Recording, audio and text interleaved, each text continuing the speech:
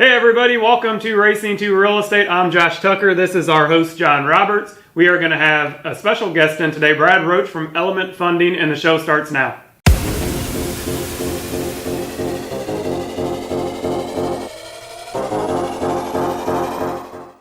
Hello once again, everybody, and welcome to the Duckworths Studio here at the offices of Anchor Real Estate in Mooresville, North Carolina. I am John Roberts. He is Josh Tucker. He is Brad Roche, the mortgage planner, and this is Racing to Real Estate. Now, reason we have Brad with us today, of course, is because it's a big subject. Man, mortgages are a big thing these days. Interest rates are a big thing. But first, we got to have a little fun.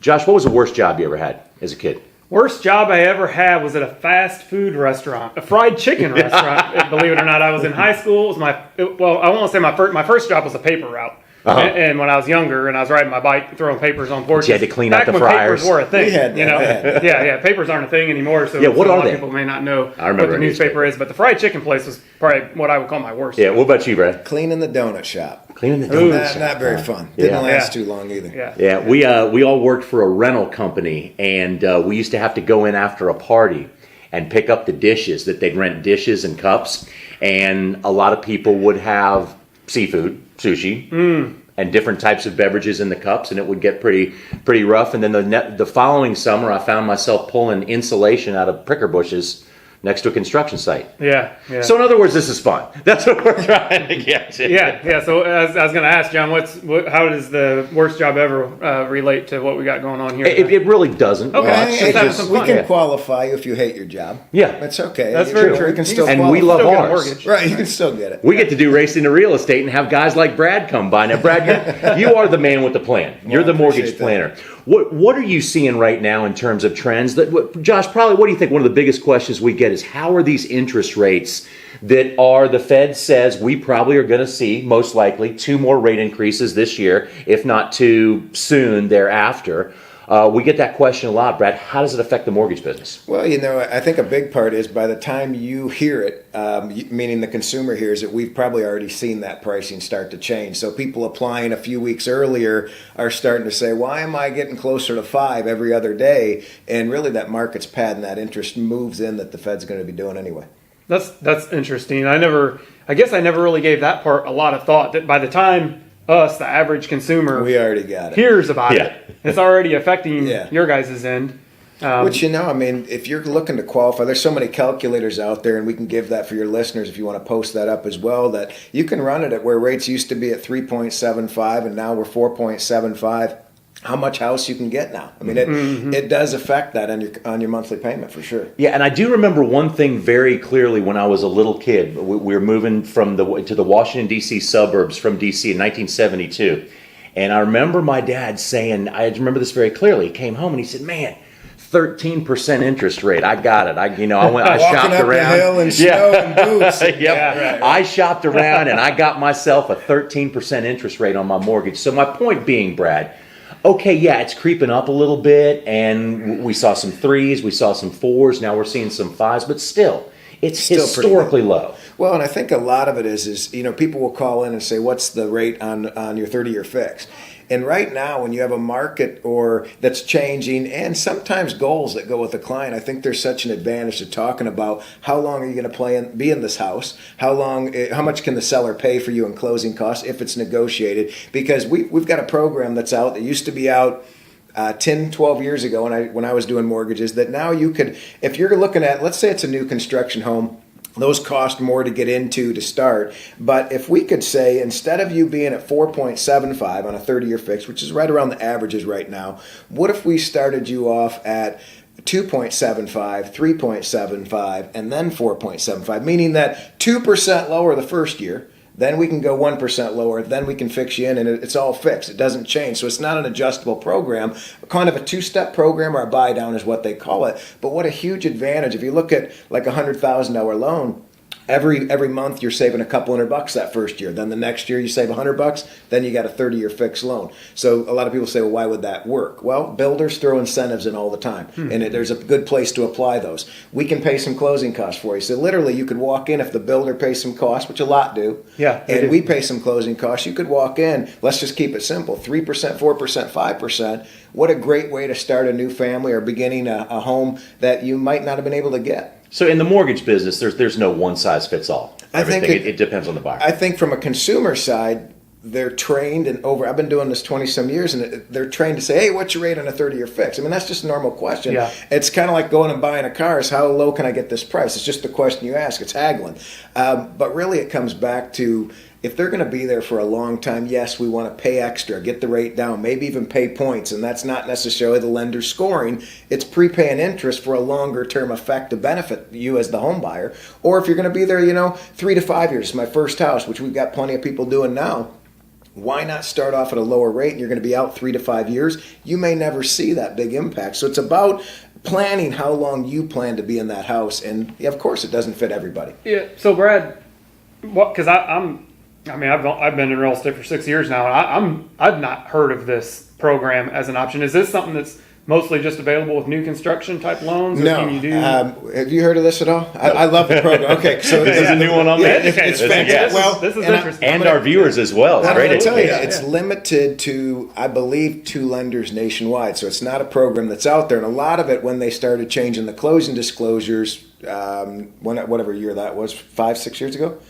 Closing disclosures, LEs or loan estimates versus good faith estimates, they had a problem disclosing this type of loan. Okay. So as they've navigated through the process of TRID and some of those things that we call in our business maybe extra layers or extra protection, I don't know what you want to call it. Yeah. But we're able to now get that kind of program for somebody, and it fits so great for some. Give you an example. I have a client that's building a house. They bought some land on the water. They've got another house they're living in. Well, they're going to refinance this and rent it out soon, the one they live in now. They're buying the new lake house.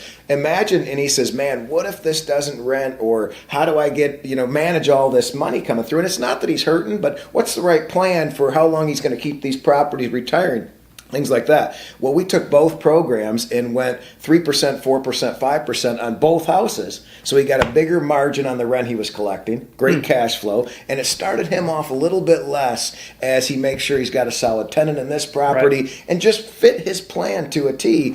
And it's just, that program is phenomenal. And it's called a buy down. Yeah, so the past couple weeks here on Racing to Real Estate, if you've been with us, you've heard Josh and myself talk about the inventory that's in the area right now. And just one stat I just read just a moment ago, we got about 20% of the inventory in the Charlotte market compared to what we had in 2012. So inventory is down quite a bit. That tells us a lot about the market, about where it's going. That tells us, that's an indicator for us. And Brad, what we want to know from you is, what's the indicator for you in the mortgage business that determines how good or how slow the market might be? Like you see it on the listing side of it, we see it on how many people are actually coming in and getting pre-approved, So if we're carrying out, I'll give you some examples. If I've got 50 people out looking for a house, that tends to be a little bit heavier on my side for how many are actively looking. So right now we're around 30 or so. So you can see there's a little bit slimmer, maybe school starting, some things like that come up. Or frankly, I can't find the stinking house I've been looking for. Yeah. And that's a big part, which kind of leads into another loan. If you are looking for a house out there and it doesn't meet exactly what you're looking for, there's great loans that are fixed rate. We can even do the buy down program I mentioned, but also throw you $30,000 included in that deal to put improvements into it, and I think that's huge. I mean, imagine what you can do with you've done houses where you've rehabbed them or fixed them up or been a part of that. $30,000 does a lot to a home. If you buy it for $200,000, you put $30,000 into it. We're going to use the value of that property, assuming you already did it. So you can go buy the house, tell the seller goodbye, tell the realtors goodbye. You've been paid and out of here, and now they own the home. And we've got $30,000 for these people to work on making it a dream home. Yeah. And really, you price that in, and then you do maybe that buy down program. There's some great opportunities. They're not just, hey, what's your rate on a 30-year fixed today? Right. And shake it up a little bit. Talking about 30-year fixed, and you mentioned something that's important as well. A lot of buyers today, I think I read something or was told something that the average buyer today sells or moves every 4 to 6 years. Right? Heard very similar stats, Well, that's down from what I've heard. It's like 7 is what I've heard in the past. That was always a rule. That was a 20-year-old stat, though. So it's good to get updated now and then. And I'm sure today's market makes that easier for sellers because stuff is appreciating so quickly, right? Sure. So what they bought in 2014, they can sell today 4 years later, and they got a lot of equity in it, But means that people are moving much more frequently than they have in the past. Do you see a shift in the amount of loans that you do of 30-year fixed rate? Are there more people out there that are asking, hey, if I know I'm going to move in 4 to 5 years anyway, is there a different loan program for me that? And I think this buy down's a great choice as well. But what about ARMs, adjustable rate mortgages? Are you guys seeing more volume of those, or not necessarily? I would say it's a smaller percentage. And, everybody has the fear of, well, what if I change my mind? I may be here more than 5 years. Right. A typical ARM or adjustable rate mortgage fixed for 5 years, then it can change after that 1 to 2%. Or you go a 7-year program. There's several different ones out there. But when you're within about a half a point, and you do some math and maybe just chip in a little bit extra to buy it down, it may be beneficial to stay with a fixed program. Lock that in for a long time. Where that program comes in, well, I was pretty hot to trot about it coming on the show, was what a great opportunity for that one. And you kind of, I start lower, but I'm fixed just in case I change my mind. We end up building a family here. Yeah, great football coach, Sam Rutigliano, once stood in front of a big gaggle of media and he said, you know what, because someone kept quoting statistics at him. And Rutigliano says, look, statistics are like a bikini. They show a lot, but they hide some very important information. But when you're talking about mortgages and homes, the real estate market and everything, the statistics are pretty important. Now, no one has a crystal ball and no one can look into 1 year from now. But if you look backwards, if you basically put, on the average, if you purchased a home in the Mooresville, Lake Norman area a year ago, today it's worth 8% more than what you bought. And a scan this morning of people who know these sort of things and study these sort of things are predicting a 7% gain. And now, okay, no one can guarantee you that because we don't know exactly what's going to happen. But if all these experts, Brad, are looking at a possibility for you to gain 7% on your investment, I'm not too sure you can go anyplace else and they can tell you, hey, look, we're looking at 7% return on your money. I would agree with that. I think it's a lot of it goes with the plan and how you borrow it. I think at how you finance it long term or short term. But even like you said, when you're moving or possibly thinking of moving 3 to 5 years, a lot of companies don't include a yearly review. Like every year we check in and go over their mortgage statement, even if they're paying XYZ or ABC mortgage company, because those are the servicing lenders. Yep. We still have their information. We look out for them and say, should we make any adjustments? And some of the adjustments we've seen, I called a guy, I said, man, your rate's at 3.5. Let's stay unless you got some plans. But there's college that comes up. There's extra expenses with home improvements that you may be doing, some credit card debt, throwing in a pool. And we talk around those subjects to see if we can maximize that extra money because you are getting a return. What's the cheapest way we might be able to draw that out, pay it back, and improve the property that's getting the return? So with that said, it's a great time. I'm going to answer one question we skipped back on. If you are looking for an ARM, one of the products out there that we don't carry, most don't, it's a credit union product, fixed for 5 years. After that, they'll usually fix it again for another 5. And it's already, it's built in the deal. Some have it, some don't. But again, when you call us, we want to be able to go through what makes sense for you. Right. Sometimes it's not the right deal for us, but it is the right advice to go with a program that's out there. And we try to navigate the client, especially when you guys send them over, the best we can, because you can save so much during that life of the loan that it's huge. And year after year, like that guy that was at 3.5, we saved him $20 a month. We didn't touch his loan, but we were able to modify a little bit on his insurance policy, which is in his monthly payment. And it's all worth checking into. Who's watching your stuff, basically, and that's what you hire us for long term as well. Yeah. Huge importance to it. Brad, Josh, Brad's not just a guy we work with, a business partner of ours. He's also a really good friend, and I do remember a couple of years back. Brad will tell you the truth.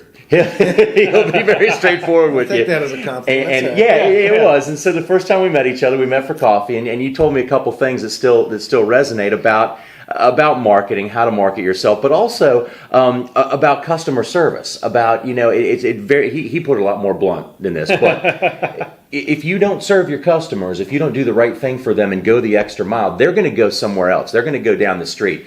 And Josh and myself talk about that all the time here. We want to go the extra mile for the customer. We want to be the ones that help and that put them in the right place, and also are not afraid to say, hey, look, we can't help you. It's better off for you to go someplace else. We're all not afraid to do that. Well, and I think when you look at a mortgage in general, I know going and looking for a house is pretty fun. You guys have the nice part about it. Getting their paperwork in and applying for a mortgage, it's not trick or treat. I mean, this isn't fun. It's not it's not a good time for anyone. It stinks. I mean, that's the truth. We've made it easier. We've got great apps that you can upload and do everything to make the process easier. But, you know, a lot of it comes back to making sure that the process is an experience that they want to come back, tell their friends, family, coworkers. You guys do a great job of that. And we base our business, I have for years, on the book Raving Fan. It's from Ken Blanchard. It's an easy read. I've read it. I give it to every new employee that starts gets a copy of it. Because we want them to understand, you know, what the difference is. You look at a Target and a Walmart, there's a difference there.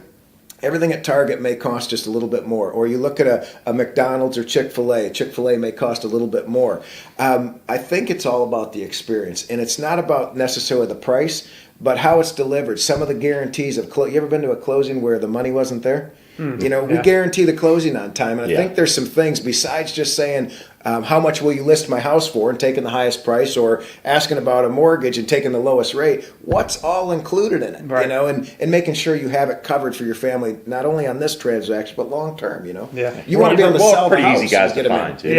You mentioned that user experience, and I think that's something that we're seeing huge shifts in today's world, right? I mean, 10 years ago, I think how a mortgage was done or how a house was bought is extremely different than how it is now. You're right. You mentioned apps and being able to, the ability to do things online. You and I closed a deal together last week with a buyer. I won't mention her name, but it's the fourth deal I've done with her since 2015. Second deal you've done with her since 2015. And specifically for you, the reason she came back to you for this deal was because of the easiness. She says, I love that I can upload my documents on an app with my phone. I don't have to scan things and email them to Brad. And I love it was all about me. But it's the well, it is still, as far as anybody's concerned. It's the technology, but that all goes back to the customer service. Making it easy. You know, making it easy for the client. And I think that the people that are doing that in today's world are the people that are going to be winners. You know, they're going to be there 10 years from now, you know, because everything continues to evolve. The client wants an easy experience. And they want something they can remember, right? Yep. And I think that you give them that. And have a conversation around the plan. You know, a lot of times when you go buy them a house or help them find a house, you know, some of the questions you talk about, you know, how long are you guys going to stay here too? Because you want to be able to get them out of the house for top dollar and help them longer term. It's not just that one deal. And when you lock into a 30-year fixed money, could we have shifted a little bit more to save you 10 grand, 15 grand over the period you're going to be there? To me, that adds up. Well, it's almost a pool. If you maybe a crap. It's a nice hot tub. It's a nice hot tub, you know. Brad, thank you so much for coming by. It's always a pleasure to talk with you, and we learn something, right? We learned something new today. Yeah, absolutely. And I know we're short on time, Brad. I got one question for you. What's the just quickly share with us probably your worst mortgage experience? Like what, you know, I know that you've probably seen a lot of them. You've been in mortgages for what I think close to 20 years or something like that.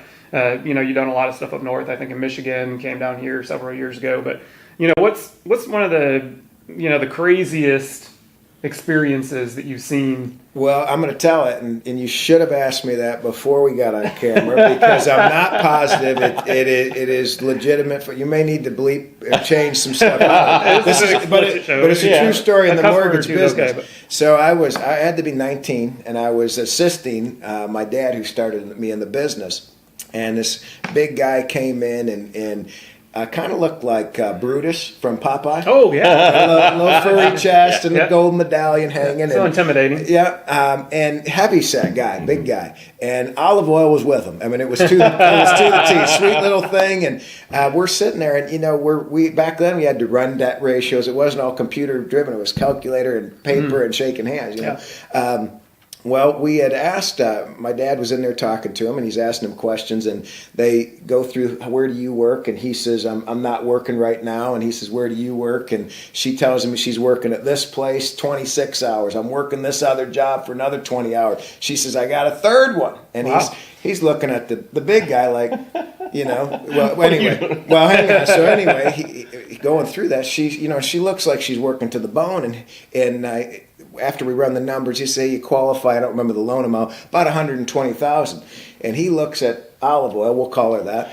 And he says, you know, you're going to need to work some more hours. and I'm younger. My dad sits up and he says, why don't you get a job? You know, and I'm, oh boy. Okay. Oh, here we go. Yeah. You know, and he said it nice, but kind of like, dude, you're pushing. Okay, so the guy looks at us and he says, well, when I sweat, my stuff grows the size of grapefruits. Okay. And, well, that's how I looked at him. And I said, my dad gets up, walks out, and he leaves me with the people to sit there. And I didn't know I'm 19 years old. And I said, well, how do you respond to that? Should we start a search around the 120? You know, or whatever we're looking at. So you never know what you're going to hear from a client. Very true. But yeah, that's a true story. And I wish I could erase that one. Or when olive oil. They ended up buying a house. They were happy to get a house. She did not work more hours. But it worked out for everyone in the end. All's well that ends well. All's well, it ends well, and crazy stories in real estate and mortgage. You heard it here first. Yeah. So we'll have more for you. We will have a lot We'll have more for you to come. Absolutely.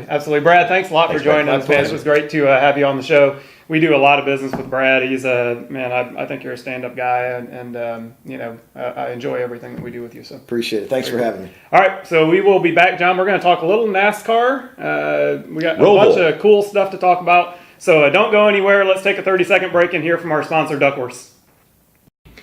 Duckworths Grill and Tap House is your neighborhood restaurant. Good food, good friends, a huge selection of craft beers on tap, not to mention the weekly and daily food specials. 5 locations in the Charlotte metro area. Make sure to go down and check out your local Duckworths. Welcome back, everybody. This is Racing 2 Real Estate from the Duckworths Studio here at Anchor Real Estate in Mooresville, North Carolina. John Roberts, Josh Tucker with you. And you know what, Josh? We witnessed something, a bit of NASCAR history yesterday at Charlotte Motor Speedway. But not only was it NASCAR history because it was something different, but the Roval, part road course, part oval. We're standing in the infield, and we heard people jumping up and down, screaming and yelling. It was a fantastic finish. I thought it was a banner day, not only for the sport of NASCAR, but for Charlotte Motor Speedway itself. Yeah. I mean, it was, you know, it's kind of funny because the first 2 stages, in my opinion, were, you know, just mediocre. Just racing. And, you know, sometimes you build up so much anticipation and excitement coming to an event. And then you're kind of let down. Maybe that first stage, second stage was kind of, you know, just good racing on the track, but not much action outside of racing, right? So not a lot of, and then you got your third stage. And then the third stage, and then you got your action. A totally different concept. So I think, you know, when people are looking at the incident between Jimmy Johnson and Martin Truex, they're looking at it several different ways. I look at it as a racing incident. I look at it as people are out there to win races. You're not out there to run second. And also, you know, you want your sport to be talked about. And when you have stuff like that, when you have a hot driver and a 7-time hungry champion, and they wreck each other out like that, it's just plain good for the sport. It's good for the sport. It's fun to talk about. And look, I don't care if you're a 7-time champion like Jimmy, a 1-time champion like Martin, or a 0-time champion.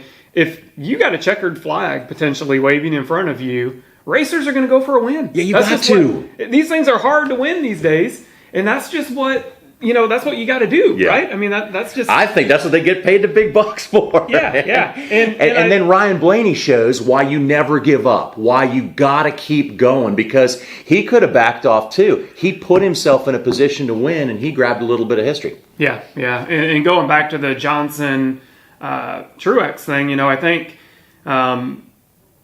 Johnson, you know, gets in there hot. I think Truex got in there pretty hot too. Yeah. You know, because they were going for it. Truex would have made the corner probably.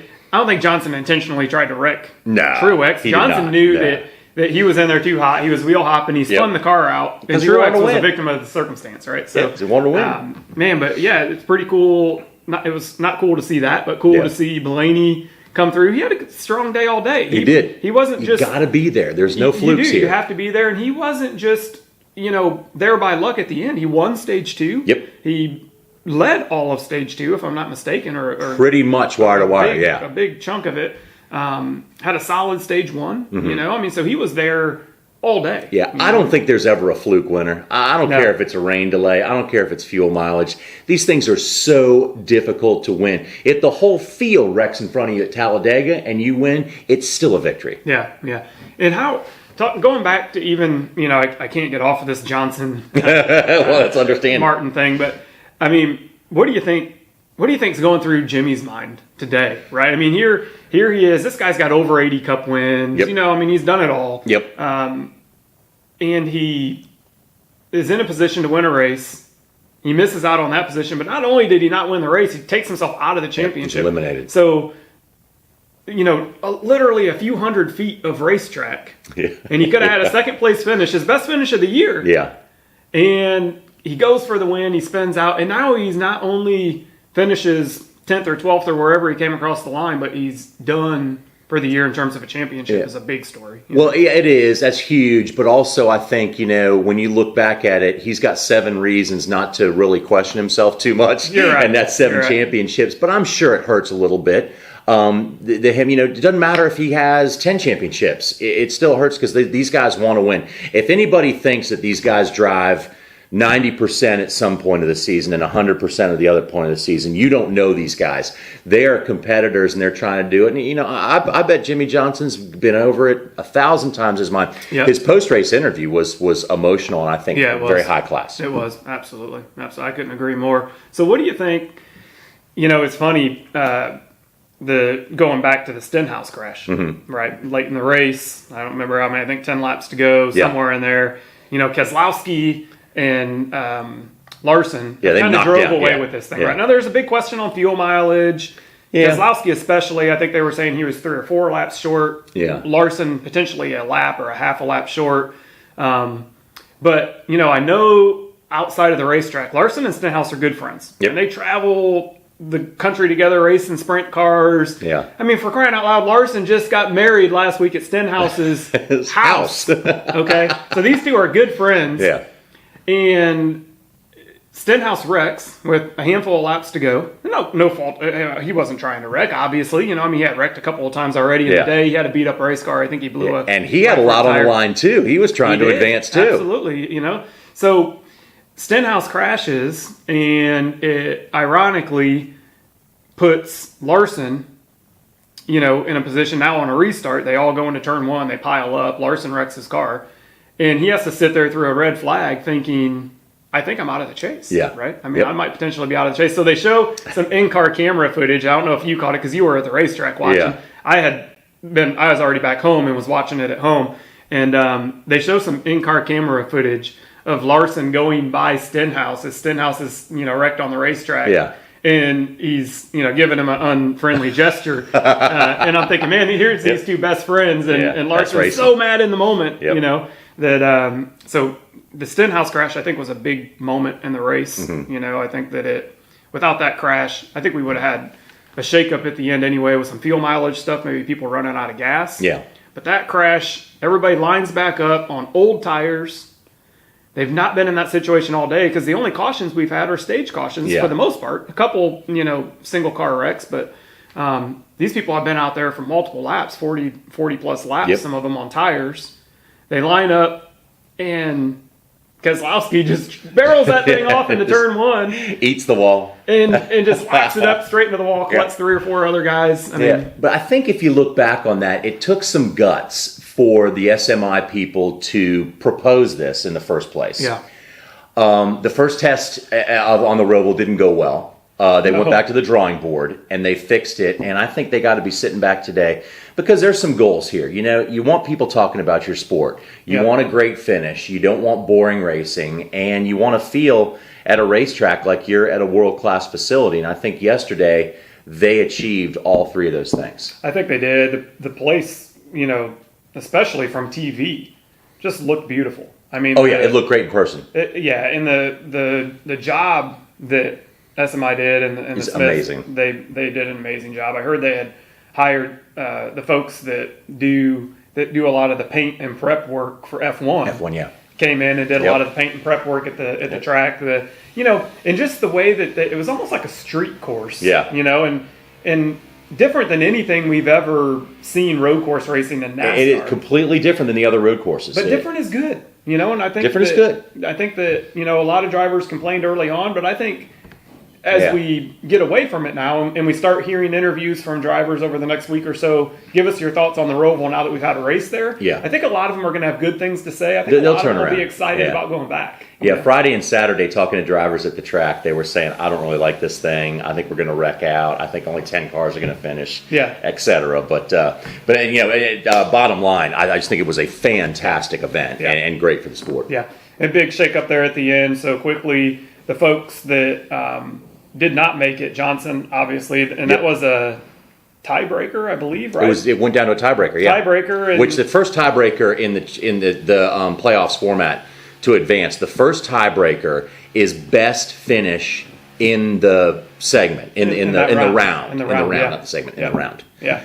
And so, it came down to a tiebreaker. Came down to a tiebreaker. Johnson was the odd man out. Dylan, positive going in. I think he was up 8 or 9 or maybe even 10 points going into the race. And did not fare well. So, disappointment for him. Obviously, Jones and Hamlin, both of them knew they had huge obstacles to overcome and couldn't. So they're both out.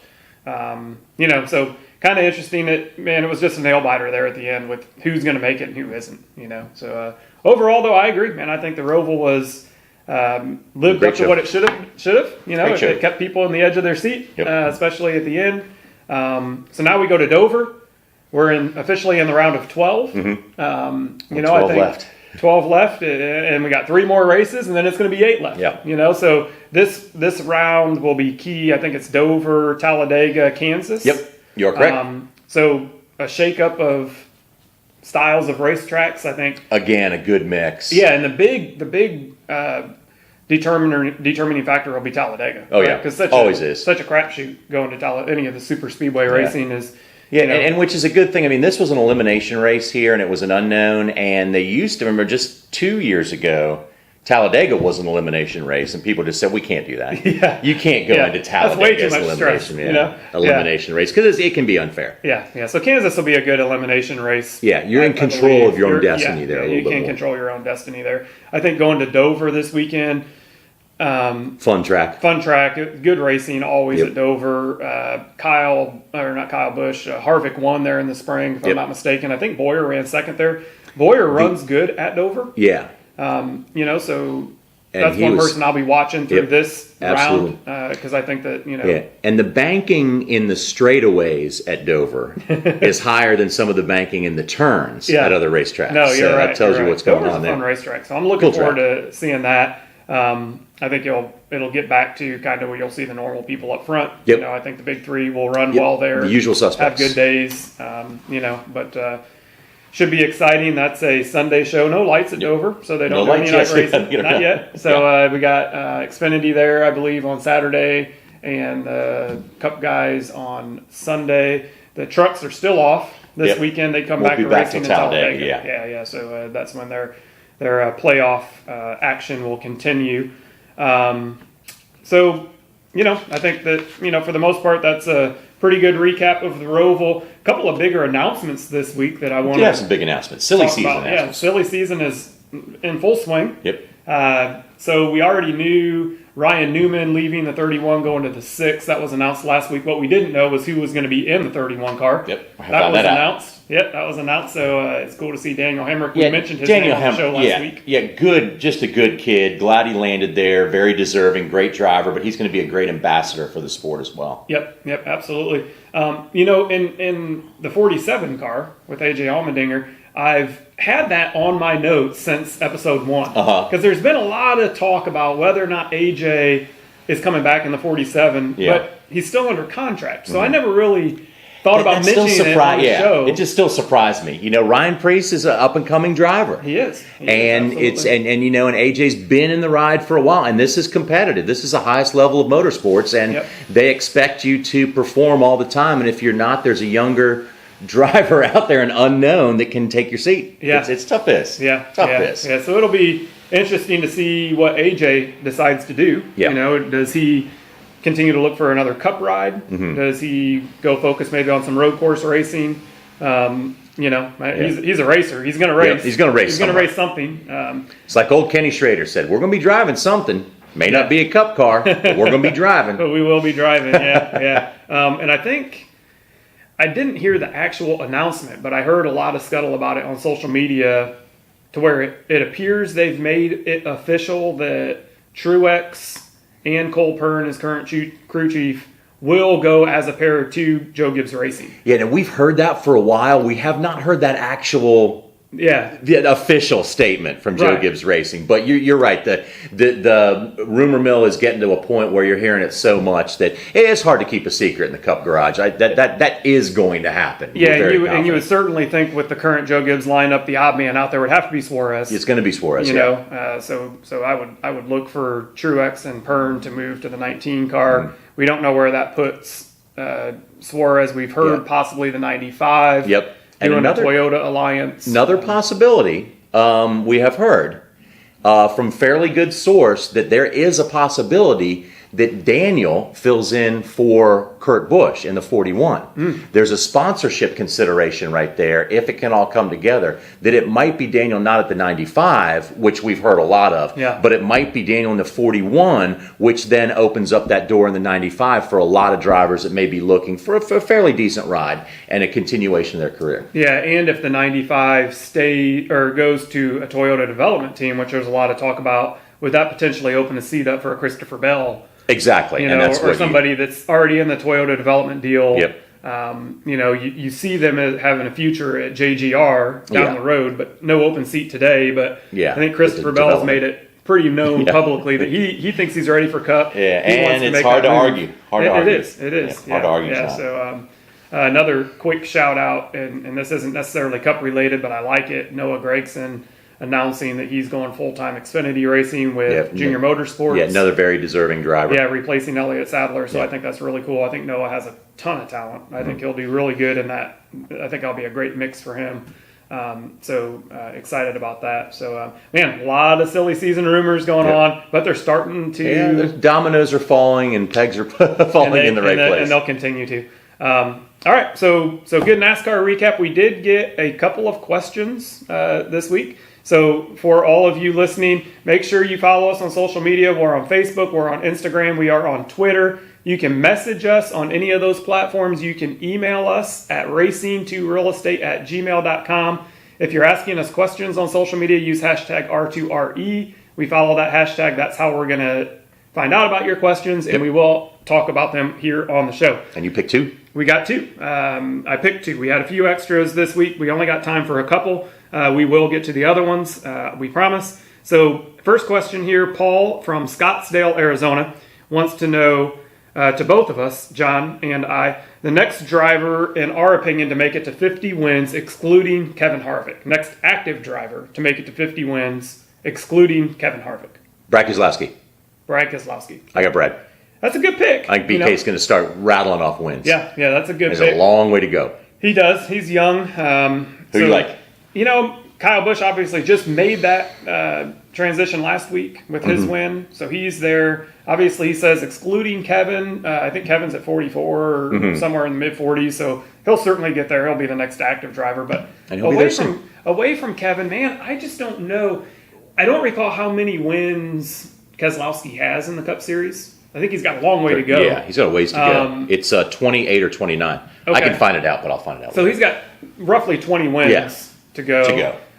He's probably the next highest. Hamlin's got a good chunk of Cup wins too, if I'm not mistaken. But I just don't know if they've been competitive enough. I see them trending in the wrong direction. Yeah, and how many years does Hamlin have left in the series, especially in a great ride? Yep, you have to question that. Hamlin's got to be in his 14th, 15th season. Yeah, he came in young. Yeah, so came in very young. You know, so I guess to me, I wonder, do you go with a younger guy? Do you go with a Kyle Larson? Yeah, I mean, I know the guy's only got a handful of wins. You know, maybe he's going to be around for a long time. He's going to be around for a long time, and I think that as you see folks like Harvick and Hamlin and Kurt Busch and some of these guys, that you throw them all together and they average 8 or 10 wins a year.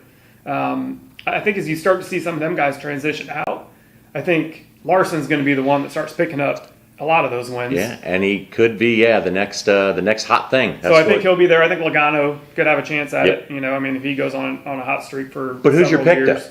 I got to have a pick. You're putting me on the spot. one. I think Larson. I think it's going to be a long time before we see another active driver reach 50 wins. Yeah, and probably it's going to be a long time before we answer this question. That's who I think. Yeah. Okay. So I go with Larson. You said BK2. BK. Brad Kozlowski. Yep. Okay. So there you have it. That's what we think, Paul. Thank you for the question.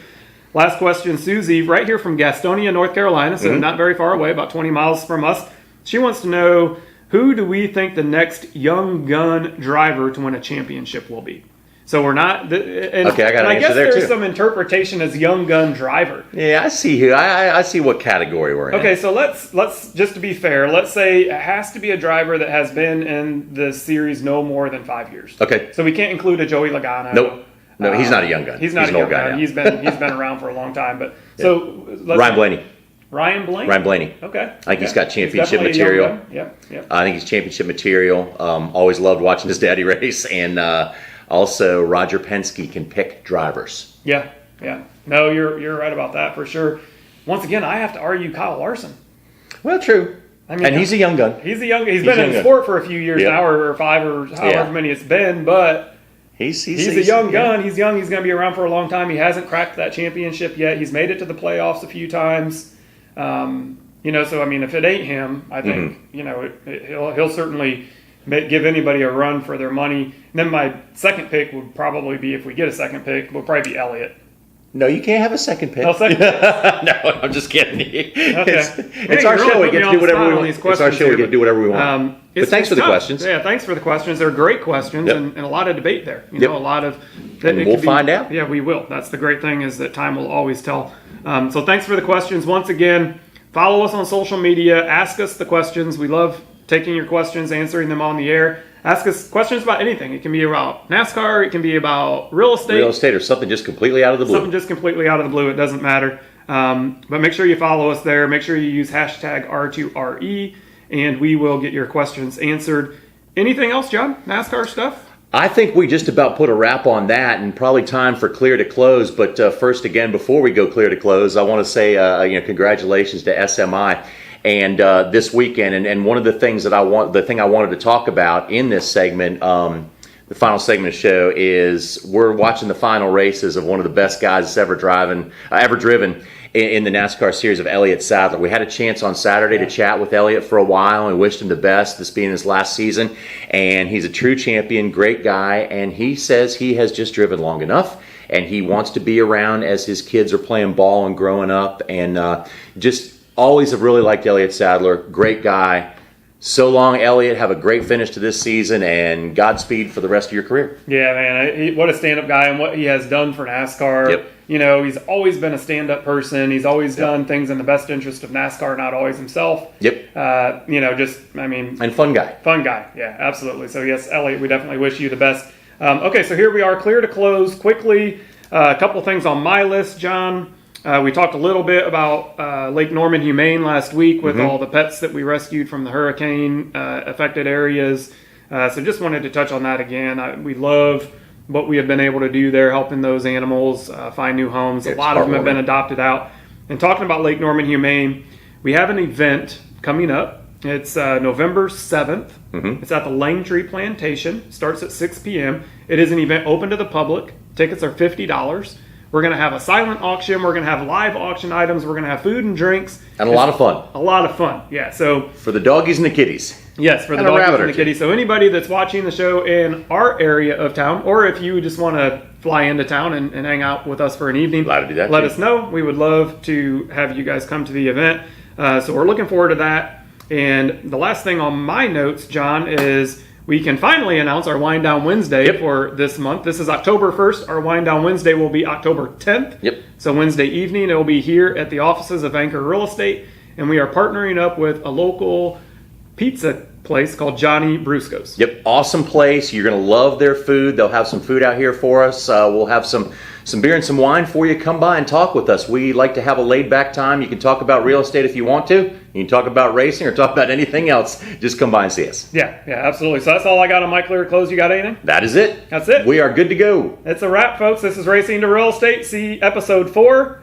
Thank you for watching. So